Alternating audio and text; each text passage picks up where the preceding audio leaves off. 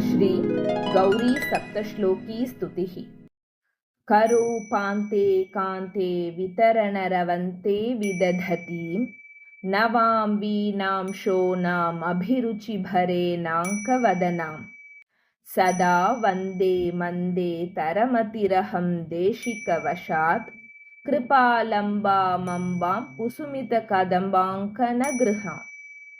शशिप्रख्यं मुख्यं कृतकमलसख्यं तव मुखं सुधावासं हासं स्मितरुचिभिरासन्नकुमुदं कृपापात्रे नेत्रे दुरितकरितोत्रे च नमतां सदा लोके लोकेश्वरि विगतशोकेन मनसा अपि व्याधावाधावपि सति समाधाय हृदिता मनौपम्यां रम्यां मुनिभिरवगम्यां तव कलां निजामाद्यां विद्यां नियतमनवद्यां न कलये न मातङ्गिमङ्गीकृतसरससङ्गीतरसिकां स्फुरद्रूपानीपावनिरुहसमीपाश्रयपरा सुधाधाराधाराधररुचिरुदारा करुणया स्तुतिप्रीता गीता मुनिभिरुपनीता तव कला त्रयी सीमा सा मामवतु सुरसामाजिकमता तुलाकोटि किरणपरिपाटी दिनकरं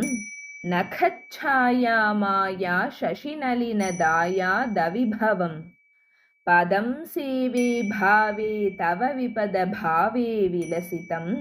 जगन्मातः प्रातः कमलमुखिनाथः परतरं कनत्फालां ललितशुकलीलाम्बुजकरां लसद्धाराधारां कचविजितधाराधररुचिं रमेन्द्राणीवाणी लसदसितवेणी सुमपदां महत्सीमां श्यामामरुणगिरिवामां भजमते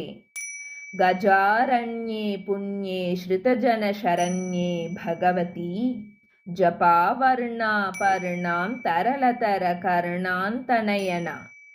अनाद्यन्ता शान्ता बुधजनसुसन्तानलतिका